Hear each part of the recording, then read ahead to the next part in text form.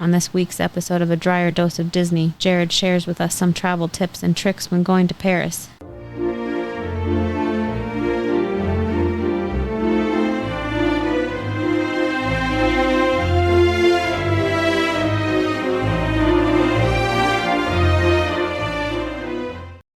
Welcome to this week's episode of A Drier Dose of Disney. I'm your host, Jared Dreyer, and we're back.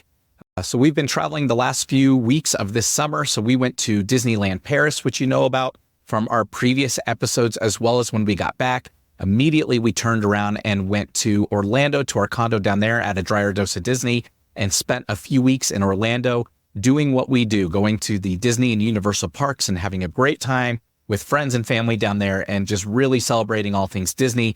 And we had a fantastic time. So we are back now. We are back in Denver, back home, and getting back to our regular schedule. So we've got a handful of really great episodes that are going to be coming your way over the next few weeks as we get you caught up on our summer and all the cool things that we did. But before we dive into today's episode, which we're going to talk to you today about traveling back and forth to Paris. So we gave you some updates a few weeks ago about the planning to travel to Paris, Disneyland. And then a few weeks ago, we also gave you an episode where we talked about the differences between Disneyland in Paris and the Disney parks in the United States. And today we're going to talk about some travel specifics. So these are some of the best practices, some of the things that we learned along the way, some of the things we like, some of the things we didn't like, and things that you need to prepare for if you're going to be traveling to Paris to go to Disneyland Paris. So we've got a really fun episode for you today. But before we dive in, let's go ahead and hit that pause button and find that subscribe button and smash that so that way you're going to be subscribed to our content as we get episodes released to you. Hopefully each week. We do have a few weeks of episodes coming for you, and then we may take another break as we plan our next international trip, but a lot of cool things coming. So definitely you're going to want to subscribe to wherever you're listening to this podcast, or if you're watching it on YouTube. And then we do ask, hey, if there are any tips or tricks that saved you some time or money, support us over at Patreon. You can find that down in the links in the podcast description below or on the YouTube description. And every little bit helps us keep this podcast going. So we thank you for your support there. And then in addition to that, at our highest tier, we do have our best ever Disney tip or trick. And it's going to teach you how to skip some of the lines there. So if you want to get, that's going to be at our top tier. And then you can see over my shoulder here, we've got the I Can Do This All Day Tip of the Day merchandise, which is a really cool logo. It doesn't say anything about the podcast. It's just a cool logo that you can wear to Disney. We've got some cool merchandise out there with shirts, backpacks, and all that over on our Etsy shop. So you can also find that down in the links below. So go ahead and check that out and support the show that way too. Every time we wear that gear to the parks, we always get comments. People are like, love the shirt, love the logo, because it looks like Captain America's shield. And it says, I can do this all day with the Disney park in the center. And it's just a really cool logo. So we have a lot of fun with that. So definitely check that out over on Etsy. But let's talk about the next episodes that are going to be coming your way. So we've got next week, we'll be talking to you about the refurbishment of Tiana's. And so this is the old Splash Mountain ride and the changes there. So we are going to talk about that. And then we did our anniversary dinner this year at Teppan Edo over in Japan at Epcot, which is the hibachi restaurant. So we're going to give you some updates on that. And then we had some family that came out and visited us this summer. And for the first time ever, we rented a wheelchair at the park. So we're going to talk about our experience renting a wheelchair and what that was like navigating the park. So some cool episodes coming for you over the next few weeks. But like I said, today we're going back to Paris. We're going to talk to you about the travel to Paris and how that all went, what we liked, what we didn't like, and really highlight some really cool tips and tricks for you here in this episode. With that, let's jump right into it. As you guys know, in June, we went to Paris for a week and went to Disneyland Paris and spent a couple days in the parks, as well as we went to the city and visited the city, which it was just absolutely incredible. It was a trip of a lifetime. And it was funny because we were talking about within our family. So between my wife and I, we are actually the first ones to ever go to Europe. So that was a cool experience for us to be the first ones in our family to go to Europe and to go try it all out. And trust me when I say it was totally safe. It was easy to do. It wasn't complex. It wasn't difficult at all. And we had a great time and we got to see all the famous sites and we absolutely loved it. So we will definitely be going back to Europe sometime soon in the future. We've talked about some cruises we want to do and seeing all the different parts of Europe. So a lot of exciting things that are going to be coming for us in the next few years. And of course, we definitely want to do Tokyo, Disney, Shanghai, and Hong Kong as well. So we'll be giving you all those updates. But we loved Europe. We thought it was an amazing trip. So we definitely want to encourage our listeners, go check it out if you've never been. It's so cool to go over there and to see all the cool sites and all the cool landmarks and the cool history and the art and all that. So lots of exciting things over there, and we got to experience it all in Paris. And so we're going to talk to you about how to get in and out of the city and what we saw and the best practices, like I said there. So my first tip for you is that obviously if you're going to travel internationally, you're going to want to get your passports set up. That's going to take you a little while to get done if you've never done it before. And that's going to be for everyone in your party, including all the kids and whatnot there. And to do that, you can do it through your local post office. That's how we did it. We went online to the post office website and set some appointments to go in. You're going to need to take things like birth certificates or driver's licenses, and you're going to have the whole packet all filled out, ready to go. It's a pretty easy process. You do need to bring your passport photos with you, so do get those in advance. You can do those at Walmart. Sam's Club used to do it. I don't know if the one in your area does. Walgreens usually does it. So if you can find a store that does passport photos for you, that'll make it really easy. But you're going to take all that in and you're going to drop it all off at the post office. They're going to notarize everything and send that in for you. And it takes a few weeks. It took us about 6 to 8 weeks to get our passports back. So you definitely want to start this in advance of your traveling. And not only just so that you're prepared for your travel, but even when you're booking your travel, sometimes they will ask you for your passport information so that they know that you're ready to go. So you're going to want to do this well in advance. Now, for most adults, you do get a 10-year window with your passport. For kids, you're only going to get a 5-year window. And most places you travel to will cut you off 6 months before your passport expires. So you're definitely going to want to be aware of that if your passport, if you already have one and it's coming up on its expiration date, they're probably not going to let you travel if it's very close to the end of that. So again, I would get out there, get it renewed, get it ready to go, and make sure you plan your passport stuff well in advance. And then once you have it, like I said, the kids are good for 5 years, adults are good for 10 years. You've got a really good window that you can travel in. And we've had ours for years because we like to cruise and we go to all the different islands. And so it was real easy for us because we didn't have to do anything special for this trip. So you're going to want to get that well in advance. We're going to start, though, after the passports, talking about our flights. And we talked a little bit about this on the episode where we said we were planning our trip. And I want you to know what we did is we planned our flights and I looked for the best price possible. And I found a discount airline called French Bee that flies out of Newark Airport, out of New Jersey, or out of Miami, and that will go directly to Paris. But for us, we live in Denver, so we had to get flights out to those cities first. And we ended up going through New York City and thought, hey, it'd be cool to see the city there as well. And so we got all that planned with a connecting flight to New York, and then we had to traverse to another airport. And then we took French Bee over to Paris, which was an easy flight. It wasn't difficult. We'll get into that more in just a second. But when you're flying to Paris, you need to know that most flights from the States are going to be what they call red-eye flights. And a red-eye flight is a flight that you leave usually in the evening sometime, and you're going to fly overnight during the dark hours, and you're going to arrive at Paris the next day in the morning or usually midday over there. For our flight, we left at 11 p.m. and we got into Paris at about noon the following day. And so you're supposed to, if you're able to, sleep on that flight. And our experience was it was very difficult to sleep on the flight as the attendants are going up and down the aisles. They're giving out food, giving out drinks. You've got people playing movies. And don't get me wrong, the movies don't really bother you, but there is some ambient light around the plane.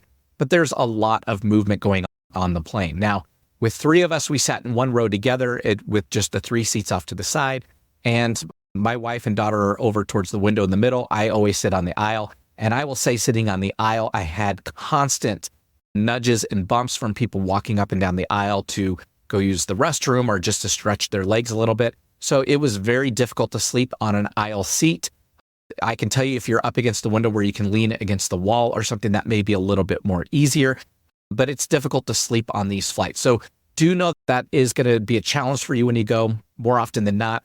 And the jet lag, the time difference is going to mess you up a little bit. So plan on your first day when you get to the parks or get to your destination that you're not going to want to go full bore and go do a full day at the parks. Like I said, we got in at noon, we got over to our hotel, and our goal was to stay up as late as possible till 8 or 9 o'clock at night so we could go to bed like normal and get up the next day like we normally would for a park day. That was our goal. We did not succeed at all. By about 5 o'clock, we were nodding off, and we had been up for almost 36 hours straight, and we were just very tired, and we were ready to go to bed. So we ended up falling asleep at about 6 p.m. And I woke up at 4 a.m. and I laid there, got online and searched online for a little bit, and then got up for my normal day at about 6 and got ready for the parks. And we had a great first day over there at Disneyland Paris. So that was awesome. But know that you are going to get a little jet lag or a little bit of that time difference impacting you. So if you can stay up as late as possible, that's best. Now, we noticed more on the way home, the travel fatigue is what I would call it. On the way home, we left mid-afternoon from Paris. We flew back to New York. We got in late at New York, which meant we couldn't fly home to Denver from there. We had to wait till the next day. So we had a hotel on Manhattan and actually went and saw some of the sites in New York before we flew back. But by the time we flew back and got back to Denver, myself, my family, we were tired. We were done. We did not want to travel anymore. So know that if you're going to do connecting flights and all that, it is a bit of a hassle. You may save money. It saved us about $3,000 in total by breaking up our flights that way, which was totally worth it to me. But it really did wear us out. And by the end of the trip, I was done and I wanted to be back home. So know that if you're going to split it up that way, you're going to run into things like that. If I were to do it over again, my wife asked, would you go direct from Denver, which we could have done? And I said, it's a debate. Yeah, it would have been really nice to do, but it would have been a lot more expensive for us. You're going to have to make that decision for yourself, but know that you are going to get some jet lag. You are going to get some time differences, but it's totally feasible. You can do it like we did, break it up, go on French Bee, save some money there, and that may help you afford your trip a little bit better. Now, we talked about the goals of staying up as late as you can when you're coming back. Just because you're going to fly usually afternoon or evening, or maybe even in the morning, you're going to get back only a couple of hours after you left. At that point, you're just going to have one long day and you're going to be able to go to bed at night like normal, versus going the other way where that was much, much more impactful because it was almost 36 hours that we were up and we were very tired when we got there. So that's just the flight side of it. Again, with French Bee, it was just a normal economy type flight. We didn't have lay down seats. We didn't have these sleep pods or anything like that you may see on YouTube or some of the other podcasters doing out there that are really cool and really comfortable. It was just a normal seat and about a 7-hour flight. So we survived it totally fine. And there was a few hundred people on the flight, so they all survived it as well. So once we got there, let's talk about what happened and how we had transportation to the parks. You're going to go through customs. You're going to go get all your luggage and do all that like normal. That was very easy. All the signs were in English and French. So it was very easy to navigate the airport. That wasn't difficult at all.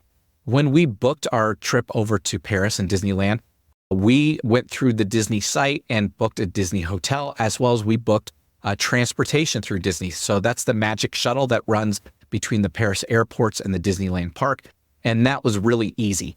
And that is something I highly recommend you do. And the reason is the cost for that Magic Shuttle per person was very close to what you would be paying for a train ride, which is the cheapest form of transportation. If you did a taxi or an Uber out there, it would be more than double or triple that amount. So I would definitely recommend the Magic Shuttle. It does take a while because they do visit the multiple terminals at the airport and then come all the way out to Disney and go to all the hotels. It took us a little bit more than an hour in the traffic to get out to Disneyland Paris, but it was definitely worth it. Like I said, the cost was much less than doing other forms of transportation. It's all Disney themed. They had videos playing on the bus and it was very straightforward and easy. That is something that I highly recommend. Now, when you're thinking about the buses, the one thing to realize is it is about an hour between each bus that comes through the airport or takes you to the hotel. And that's not necessarily due to the travel time. Like I said, it is about an hour drive. They have multiple buses running. The buses always do run on time, which is really nice. They were on the minute on time. They would leave right when they were scheduled to leave. And you can find that schedule online through the Disneyland Paris website and the Magic Shuttle over there. But they do run once an hour. And right next to our hotel, so we stayed at Hotel Santa Fe, they have a gas station and there's always 2 or 3 of these Magic Shuttle buses sitting there. And then every hour when it's time for them to go again, they would pull out of the gas station, pull in front of the hotel, pick you up and go. So they always had buses in reserve. So that way, if there was ever a traffic incident or anything like that, they had ones ready to go for you and ready to pick you up. So that was great. The buses were always on time and very easy to deal with.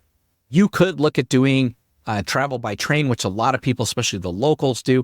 But I will tell you, from Disneyland Paris to get to the airport, you're going to be doing multiple transfers at multiple stops to get to the right place. And the cost of the Magic Shuttle per person is very close to what you're going to be paying for the trains if you're going to do that many trains and that many stops. So I recommend just do Magic Shuttle. It's that much easier. Like I said, they leave every hour, so it's very convenient to get out to the airports and back. And so it's going to save you a lot of time. It's going to save you stress, and the money cost isn't that much different. So I definitely recommend doing that.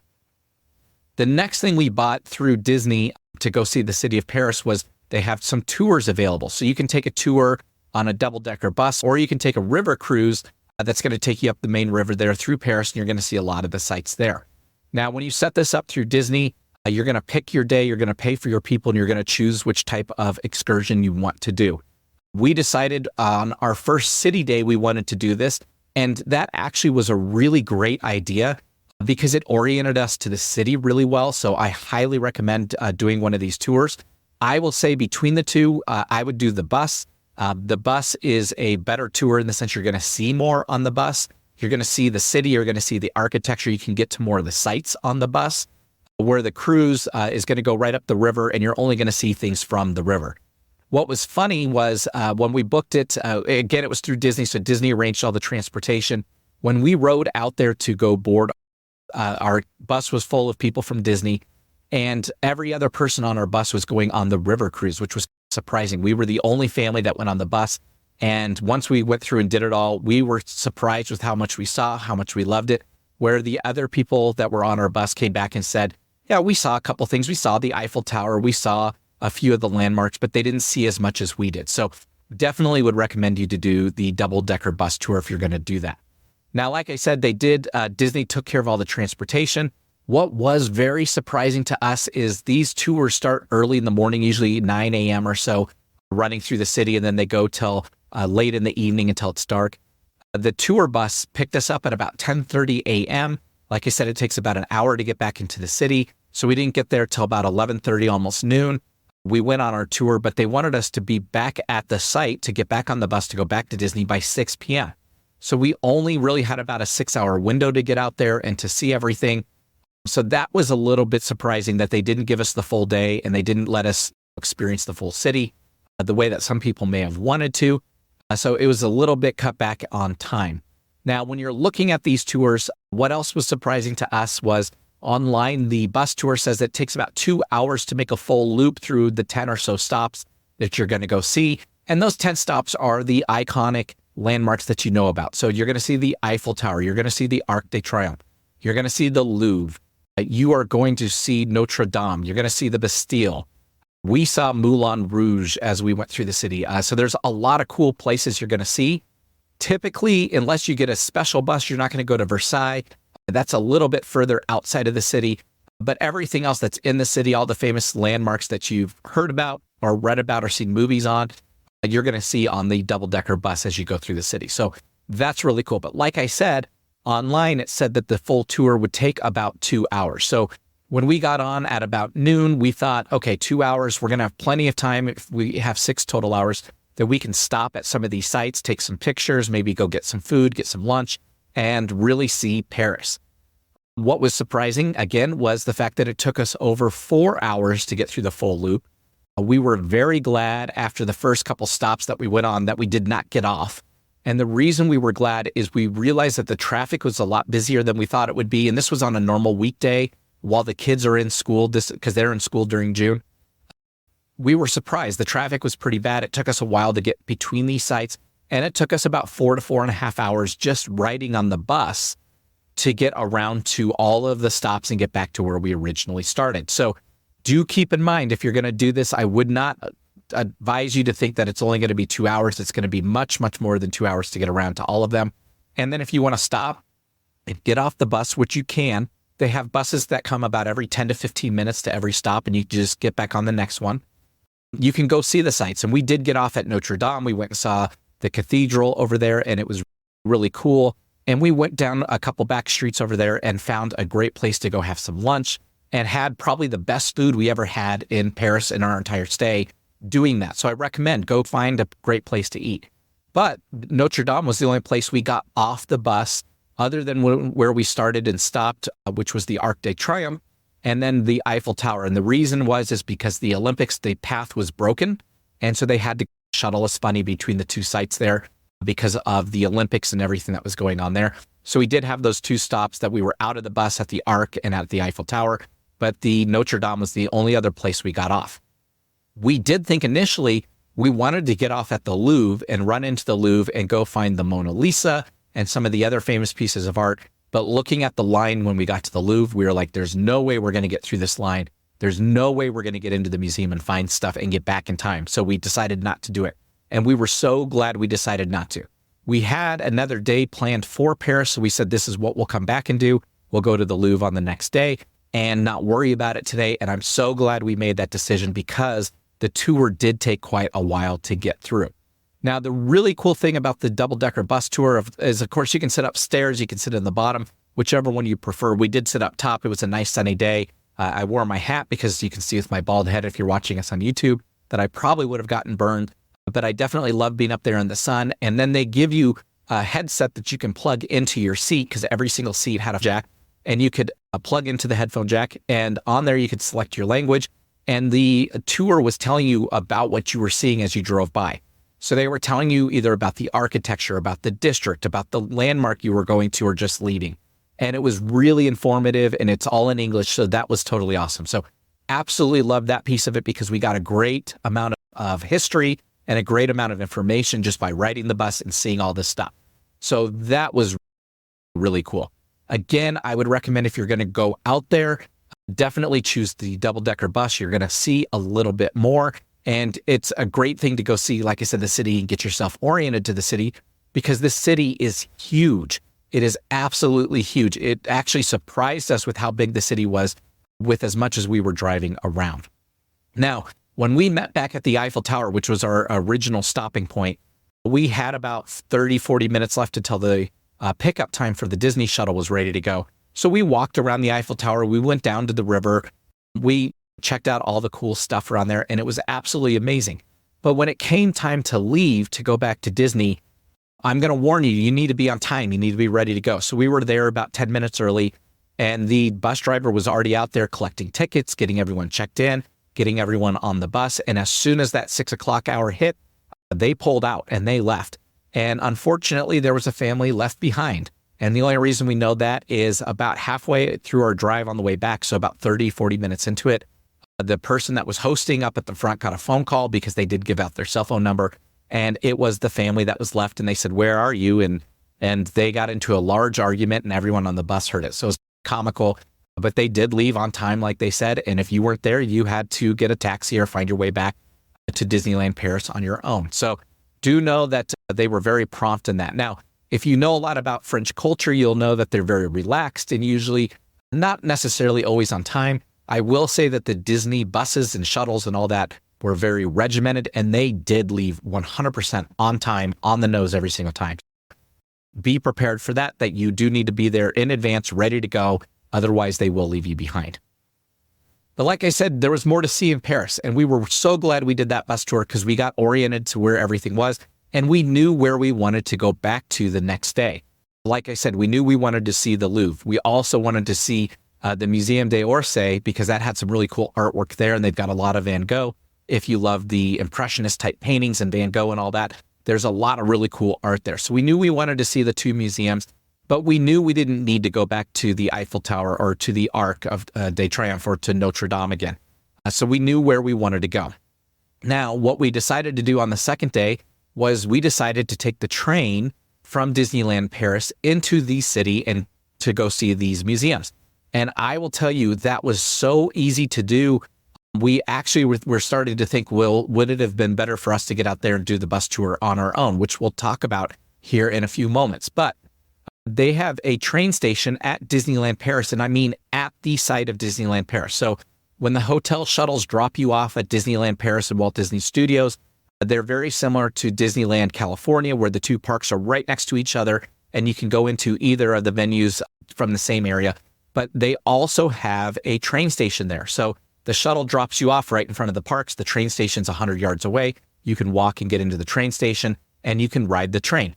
Now, the best part is this train station is the last one on its line. So when you go in there, there's only one direction to go. It's very easy to navigate. You just need to go buy yourself a ticket and get down there, and you can hop on that train.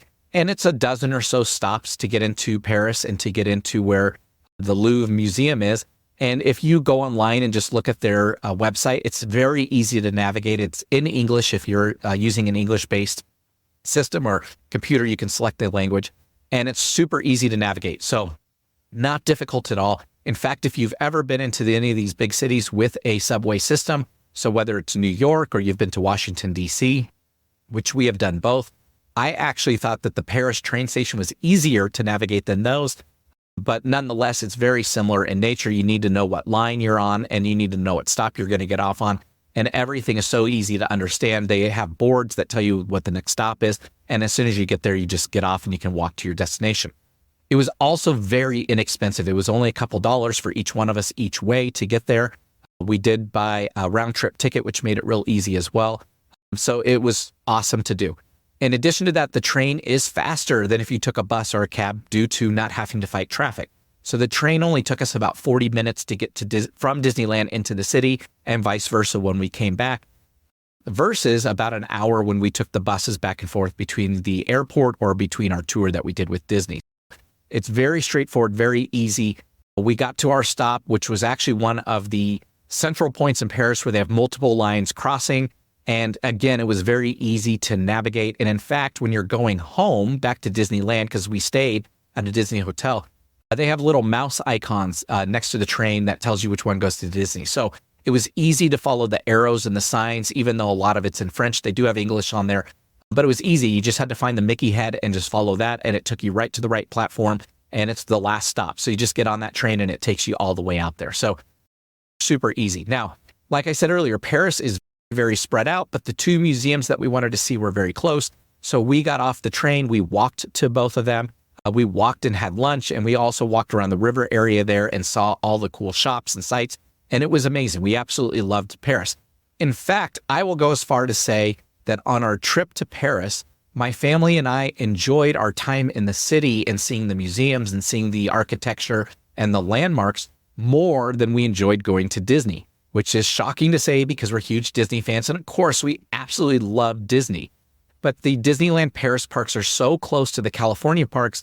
We've been there, we've done that. And to see Paris for the first time and to go see all those cool landmarks in history was absolutely amazing.